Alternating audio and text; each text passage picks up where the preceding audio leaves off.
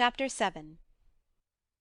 On my return, I found the following letter from my father. My dear Victor, you have probably waited impatiently for a letter to fix the date of your return to us, and I was at first tempted to write only a few lines, merely mentioning the day on which I should expect you. But that would be a cruel kindness, and I dare not do it. What would be your surprise, my son, when you expected a happy and glad welcome, to behold, on the contrary, tears and wretchedness? And how, Victor, can I relate our misfortune? Absence cannot have rendered you callous to our joys and griefs, and how shall I inflict pain on my long-absent son? I wish to prepare you for the woeful news, but I know it is impossible. Even now your eye skims over the page to seek the words which are to convey to you the horrible tidings. William is dead. That sweet child, whose smiles delighted and warmed my heart, who was so gentle, yet so gay. Victor, he is murdered. I will not attempt to console you, but will simply relate the circumstances of the transaction. Last Thursday, May 7th, I, my niece, and your two brothers went to walk in Plain Place. The evening was warm and serene, and we prolonged our walk further than usual. It was already dusk before we thought of returning, and then we discovered that William and Ernest, who had gone on before, were not to be found. We accordingly rested on a seat till they should return. Presently Ernest came, and inquired if we had seen his brother. He said that he had been playing with him, that William had run away to hide himself, and that he had vainly sought for him, and afterwards waited for a long time, but that he did not return. This account rather alarmed us, and we continued to search for him until night fell, when Elizabeth conjectured that he might have returned to the house. He was not there. We returned again with torches, for I could not rest, when I thought that my sweet boy had lost himself, and was exposed to all the damps and dews of night. Elizabeth also suffered extreme anguish. About 5 in the morning, I discovered my lovely boy, whom the night before I had seen blooming and active in health, stretched on the grass, livid and motionless. The print of the murderer's finger was on his neck. He was conveyed home, and the anguish that was visible in my countenance betrayed the secret to Elizabeth. She was very earnest to see the corpse. At first I attempted to prevent her, but she persisted, and entering the room where it lay, hastily examined the neck of the victim, and clasping her hands, exclaimed, "Oh, God! I have murdered my darling child!" She fainted, and was restored with extreme difficulty. When she again lived, it was only to weep and sigh. She told me that same evening William had teased her to let him wear a very valuable miniature that she possessed of your mother.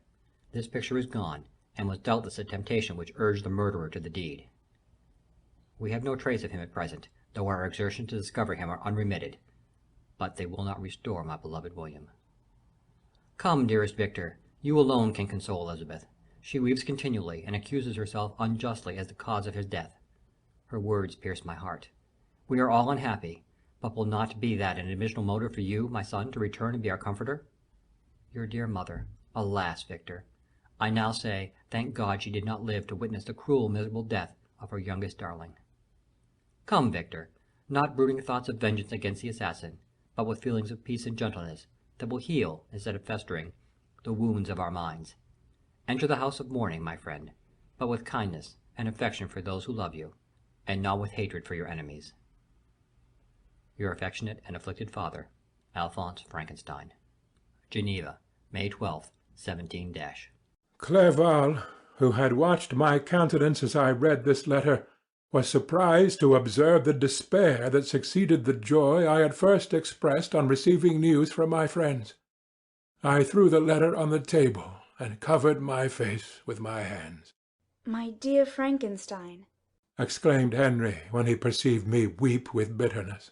"are you always to be unhappy? My dear friend, what has happened?" I motioned him to take up the letter, while I walked up and down the room in the extremest agitation. Tears also gushed from the eyes of Clerval, as he read the account of my misfortune. "I can offer you no consolation, my friend," said he. "Your disaster is irreparable. What do you intend to do?" To go instantly to Geneva. Come with me, Henry, to order the horses. During our walk, Clerval endeavored to say a few words of consolation. He could only express his heartfelt sympathy. "Poor William," said he. "dear, lovely child. He now sleeps with his angel mother. Who that had seen him bright and joyous in his young beauty but must weep over his untimely loss. To die so miserably, to feel the murderer's grasp. How much more were murdered that could destroy radiant innocence. Poor young fellow! One only consolation have we. His friends mourn and weep, but he is at rest. The pang is over, his sufferings are at an end forever. A sod covers his gentle form, and he knows no pain. He can no longer be a subject for pity. We must reserve that for his miserable survivors. Clerval spoke thus as we hurried through the streets. The words impressed themselves on my mind, and I remembered them afterwards in solitude. But now, as soon as the horses arrived, I hurried into the cabriolet and bade farewell to my friend. My journey was very melancholy. At first I wished to hurry on, for I longed to console and sympathize with my loved and sorrowing friends. But when I drew near my native town, I slackened my progress. I could hardly sustain the multitude of feelings that crowded into my mind. I passed through scenes familiar to my youth, but which I had not seen for nearly 6 years. How altered everything might be during that time! One sudden and desolating change had taken place, but 1,000 little circumstances might have by degrees worked other alterations, which, although they were done more tranquilly, might not be the less decisive. Fear overcame me. I dared no advance, dreading 1,000 nameless evils that made me tremble, although I was unable to define them. I remained 2 days at Lausanne in this painful state of mind. I contemplated the lake. The waters were placid, all around was calm, and the snowy mountains, the palaces of nature, were not changed. By degrees the calm and heavenly scene restored me, and I continued my journey towards Geneva. The road ran by the side of the lake, which became narrower as I approached my native town. I discovered more distinctly the black sides of Jura and the bright summit of Mont Blanc. I wept like a child. Dear mountains, my own beautiful lake, how do you welcome your wanderer? Your summits are clear, the sky and lake are blue and placid. Is this to prognosticate peace, or to mock at my unhappiness? I fear, my friend, that I shall render myself tedious by dwelling on these preliminary circumstances. But they are days of comparative happiness, and I think of them with pleasure. My country, my beloved country, who but a native can tell the delight I took in again beholding thy streams, thy mountains, and more than all, thy lovely lake? Yet as I drew nearer home, grief and fear again overcame me. Night also closed around, and when I could hardly see the dark mountains, I felt still more gloomily. The picture appeared a vast and dim scene of evil, and I foresaw obscurely that I was destined to become the most wretched of human beings. Alas! I prophesied truly, and failed only in one single circumstance, that in all the misery I imagined and dreaded, I did not conceive the 100th part of the anguish I was destined to endure. It was completely dark when I arrived in the environs of Geneva. The gates of the town were already shut, and I was obliged to pass the night at Sécheron, a village at the distance of half a league from the city. The sky was serene, and, as I was unable to rest, I resolved to visit the spot where my poor William had been murdered. As I could not pass through the town, I was obliged to cross the lake in a boat to arrive at Plainpalais. During this short voyage I saw the lightning playing on the summit of Mont Blanc in the most beautiful figures. The storm appeared to approach rapidly, and on landing I ascended a low hill that I might observe its progress. It advanced. The heavens were clouded, and I soon felt the rain coming slowly in large drops, but its violence quickly increased. I quitted my seat and walked on, although the darkness and storm increased every minute, and the thunder burst with a terrific crash over my head. It was echoed from Salève, the Jurus, and the Alps of Savoy. Vivid flashes of lightning dazzled my eyes, illuminating the lake, making it appear like a vast sheet of fire. Then, for an instant, everything seemed of a pitchy darkness, until the eye recovered itself from the preceding flash. The storm, as is often the case in Switzerland, appeared at once in various parts of the heavens. The most violent storm hung exactly north of the town, over the part of the lake which lies between the promontory of Bellerive and the village of Coppet.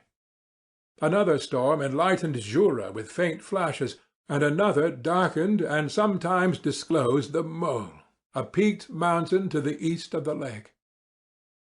While I watched the tempest, so beautiful yet terrific, I wandered on with a hasty step. This noble war in the sky elevated my spirits. I clasped my hands and exclaimed aloud, "William, dear angel, this is thy funeral, this thy dirge." As I said these words, I perceived in the gloom a figure which stole from behind a clump of trees near me. I stood fixed, gazing intently. I could not be mistaken. A flash of lightning illuminated the object, and discovered its shape plainly to me. Its gigantic stature, and the deformity of its aspect more hideous than belongs to humanity, instantly informed me that it was the wretch, the filthy demon, to whom I had given life. What did he there? Could he be, I shuddered at the conception, the murderer of my brother? No sooner did that idea cross my imagination than I became convinced of its truth. My teeth chattered, and I was forced to lean against a tree for support. The figure passed me quickly, and I lost it in the gloom. Nothing in human shape could have destroyed the fair child. He was the murderer. I could not doubt it. The mere presence of the idea was an irresistible proof of the fact. I thought of pursuing the devil, but it would have been in vain, for another flash discovered him to me hanging among the rocks of the nearly perpendicular ascent of Mont Salève, a hill that bounds Plain-Palais on the south. He soon reached the summit and disappeared. I remained motionless. The thunder ceased, but the rain still continued, and the scene was enveloped in an impenetrable darkness.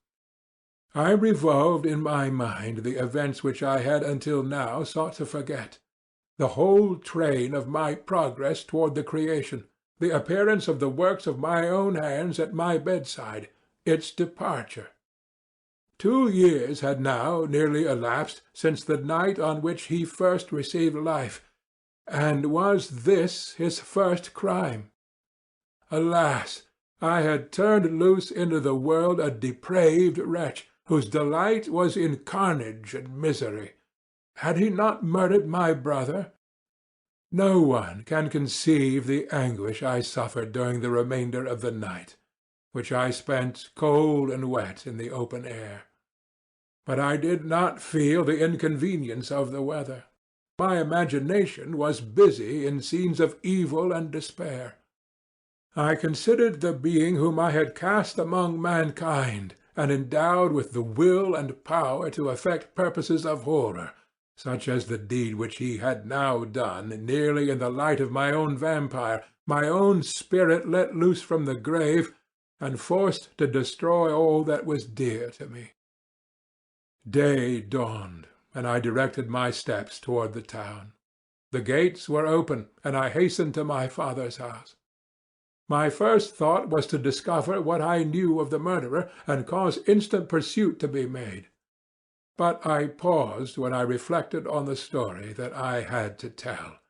A being whom I myself had formed and endued with life had met me at midnight among the precipices of an inaccessible mountain.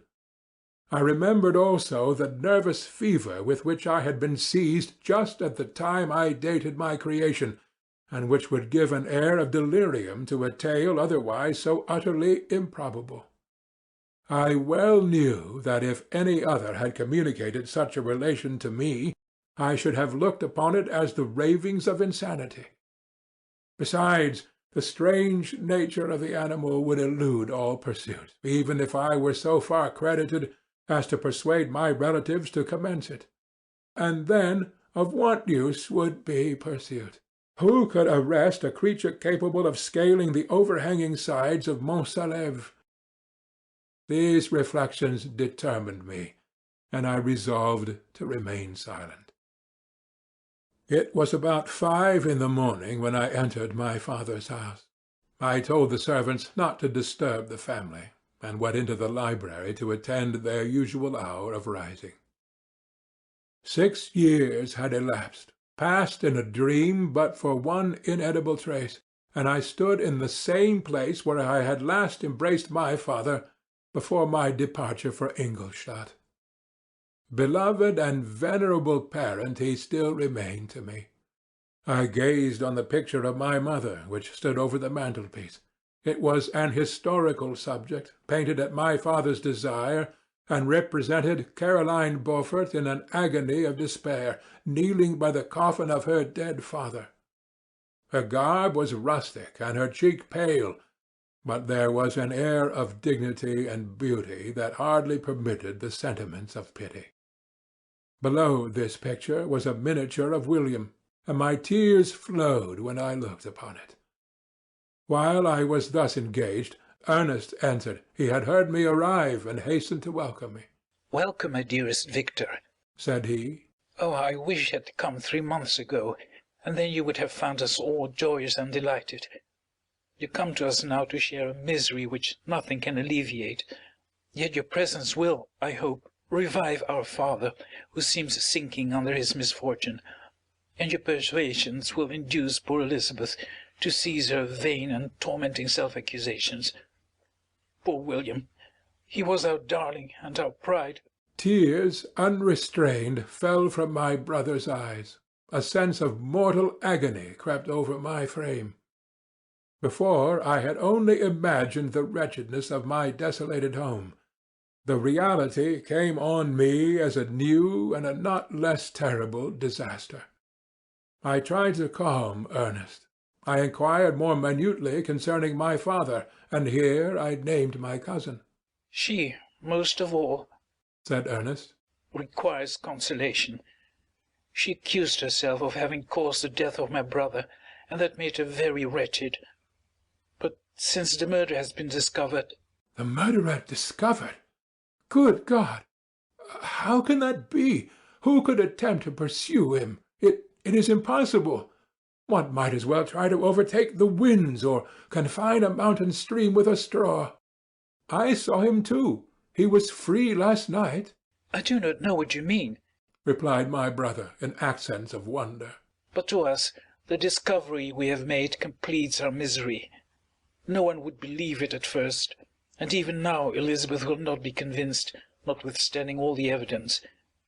Indeed, who would credit that Justine Moritz, who was so amiable and fond of all the family, could suddenly become so capable of so frightful, so appalling a crime?" Justine Moritz? Poor, poor girl! Is she the accused? But it is wrongfully. Every one knows that. No one believes it, surely, Ernest. "No one did at first, but several circumstances came out that have almost forced conviction upon us, and her own behaviour has been so confused as to add to the evidence of facts a way that I fear leaves no hope for doubt. But she will be tried to-day, and you will then hear all." He then related that the morning on which the murder of poor William had been discovered, Justine had been taken ill and confined to her bed for several days. During this interval, one of the servants, happening to examine the apparel she had worn on the night of the murder, had discovered in her pocket the picture of my mother, which had been judged to be the temptation of the murderer. The servant instantly showed it to one of the others, who, without saying a word to any of the family, went to a magistrate, and upon their disposition Justine was apprehended.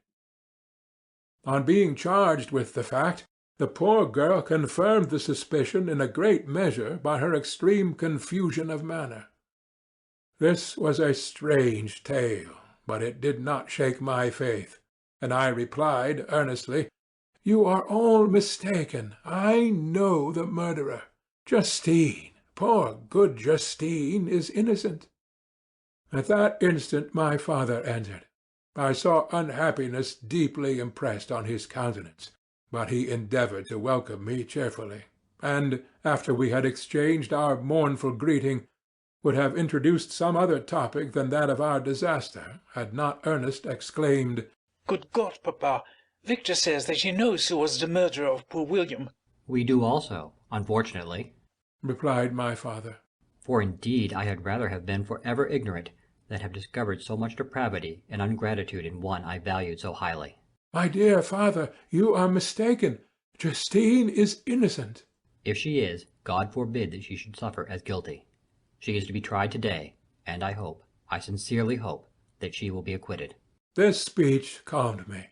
I was firmly convinced in my own mind that Justine, and indeed every human being, was guiltless of this murder. I had no fear, therefore, that any circumstantial evidence could be brought forward strong enough to convict her. My tale was not one to announce publicly. Its astounding horror would be looked upon as madness by the vulgar. Did any one indeed exist except I, the Creator, who would believe, unless his senses convinced him, in the existence of the living monument of presumption and rash ignorance which I had let loose upon the world? We were soon joined by Elizabeth. Time had altered her since I last beheld her. It had endowed her with loveliness surpassing the beauty of her childish years. There was the same candour, the same vivacity, but it was allied to an expression more full of sensibility and intellect. She welcomed me with the greatest affection. Your arrival, my dear cousin, said she, fills me with hope. You perhaps will find some means to justify my poor guiltless Justine. Alas! Who is safe if she be convicted of crime? I rely on her innocence as certainly as I do upon my own. Our misfortune is doubly hard to us. We have not only lost that lovely, darling boy, but this poor girl, whom I sincerely love, is to be torn away by even a worse fate. If she is condemned, I never shall know joy more. But she will not. I am sure she will not. And then I shall be happy again, even after the sad death of my little William. She is innocent, my Elizabeth, said I, and that shall be proved. Fear nothing, but let your spirits be cheered by the assurance of her acquittal. How kind and generous you are! Every one else believes in her guilt, and that made me wretched, for I knew that it was impossible, and to see every one else prejudiced in so deadly a manner rendered me hopeless and despairing. She wept.